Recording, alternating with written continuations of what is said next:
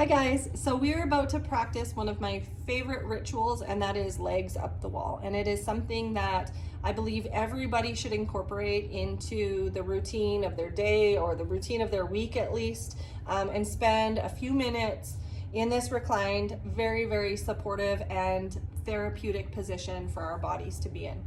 The awkward component of this is maybe the first time or the first couple of times that you come into the position. It can be a little tricky to figure out exactly where your hips need to be in relation to the wall to be able to get yourself into the pose. But once we figure that out, which we'll talk through, it really is accessible for every body. And I want to talk about some of the benefits. So there are a host of benefits, and we're not reinventing the wheel here. A simple Google search, and I'm sure you will find all kinds of statistics. Always check your source, but statistics and information on why legs up the wall is such a therapeutic posture. So some of the things that I can speak to as a certified yoga instructor are circulatory benefits, and so it helps to expedite circulation back towards the heart. So getting our feet up takes a lot of stress and pressure off of the joints in our lower body, which, if you think about it, carry the burden of the weight of our body all day long, almost every day, unless you're like me flying yesterday and you sat on your bum for a long period of time. But you know what I mean. You get a lot of pressure on the ankles, the hips, and the knees. And so the elevation of that alone and helping to expedite that drainage and circulation of blood is so relaxing. And it has a great benefit on our nervous system as well. It helps to calm us. And I think that a lot of that has to do with the supportive posture that we come into. So your back is completely supported by the floor beneath you. Your legs are completely supported by the wall. And I think it's very easy and quick for us to kind of surrender to that position. Now, structurally, I talk about the spine a lot. The other benefit that I see from it is that it helps to reduce the curve, or it brings you into quite a natural position to reduce the curve of your lumbar spine, so your low back. So in other words, you sort of neutralize the position of your back. And for those of you who practice yoga frequently or yoga in my classes, you know that laying on your back with your knees bent also helps to do that, or laying on your back with our legs up helps to do that as well. And so this is one of those positions that helps to neutralize all the curves of our backs, specifically that lumbar curve. And it helps elongate those muscles that support our spine. So just getting our hips, our pelvis, our low back in that really comfortable position helps to elongate and just put gentle pressure, gentle stretching on those muscles that support our spine and our hips. So that's just some of it. Lymphatic drainage is another really good benefit from this. Our lymphatic system carries things such as our immunity cells. And so think of it as a big detoxification system. And so we get some swelling, we get pools of lymph in our feet, in our lower legs. Some of you will have experienced swelling in your legs, in your extremities at some point in time. And so elevating that helps to bring all that lymphatic drainage back towards our organs, which support detoxification in our body. So our kidneys, our liver, and so on and so forth. So just overall, I can't stress enough how awesome it is. And so let's get started.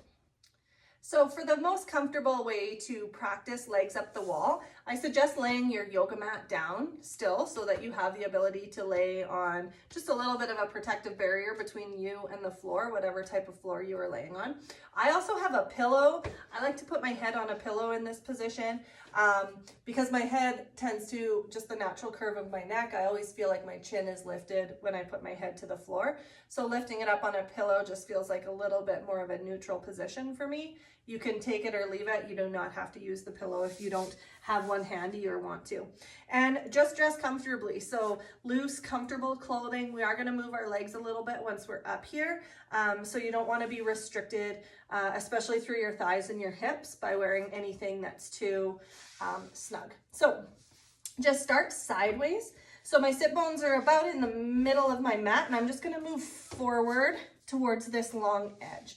Okay, you want your hip to be as close to the wall as you can get it, and you're just gonna kind of do a little lay and roll. So at the same time, if you can, come down onto your forearm and then just start to pick your legs up.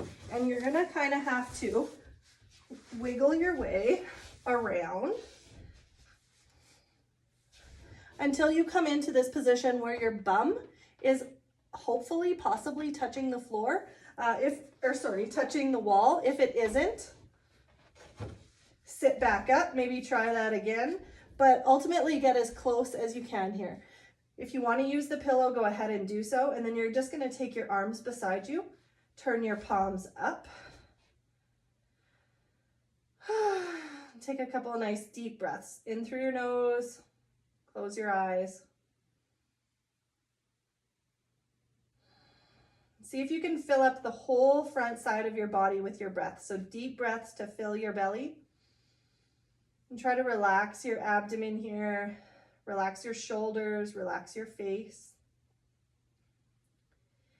And then see if you can notice, just take a moment to study all the joints and the muscles in your legs. So just wiggling your toes a little bit, press your heels into your wall and just bend your knees a bit. See if you can bounce them just slightly. It's all organic movement, so alternating those knee bends or just little pulses with both knees at the same time. And then just seeing if you can get really nice and heavy through your quad muscles. We don't want to be protecting ourselves at all here. We just want to surrender to this posture and think of getting super heavy.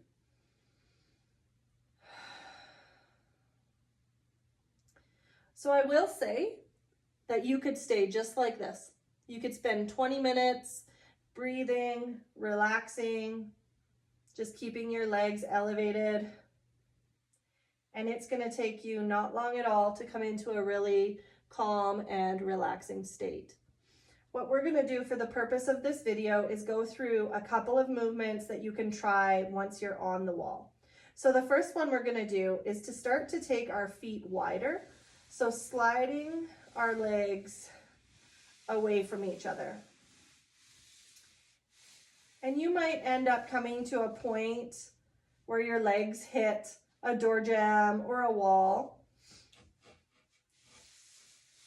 Or you can go beyond that space and keep allowing your legs to fall further open until you get that really juicy stretch all the way through the adductor muscles in your inner thighs.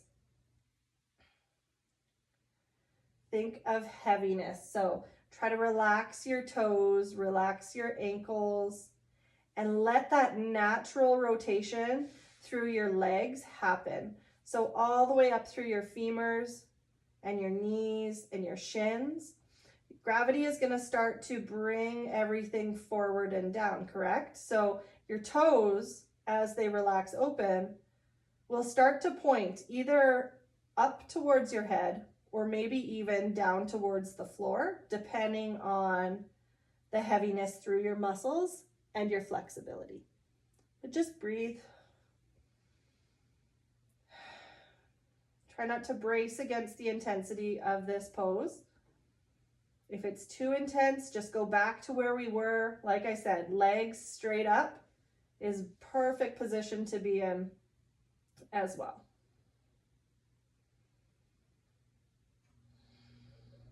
We're just going to take 2 more deep breaths here. Try to fill that belly up.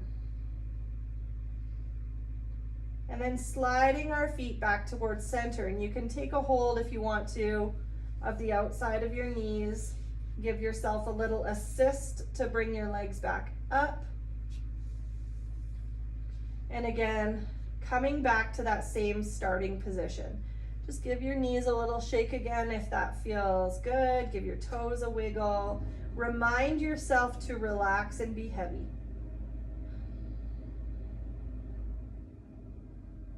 Great job, you guys.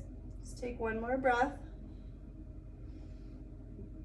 Next position I'm going to show you is coming into a butterfly against the wall. So just as we do butterfly in a seated or a reclined position, we want the knees and the hips to fall open. So touch your heels together and just start to open intentionally to where the pinky or the baby toe side of your foot is rotating open. And then just start to bend your knees. Bring your heels down towards your pelvis and see if you can get your feet together. Now, even that movement and stopping at a certain destination is fine. You don't have to make this a very intense position. But what I want you to consider, especially for those of you who don't have too many limitations in flexibility here, keep bringing your heels down and down and down, because once you come into this maximum depth or range of motion, you're going to be able to think about heaviness through the hips.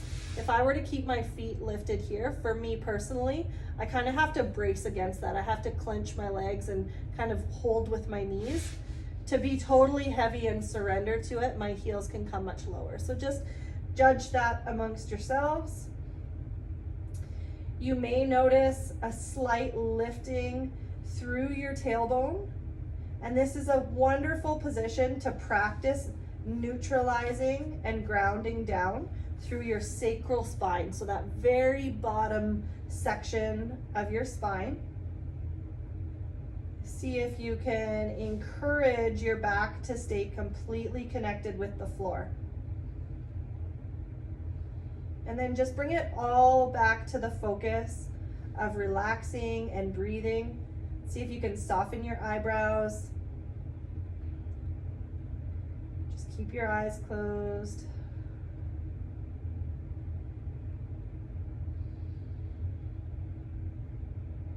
We're going to take 2 more breaths. And then sliding your feet back up your wall. You can bring your knees inwards if you'd like to, or just go right back up in the same way that we descended and come into our first position.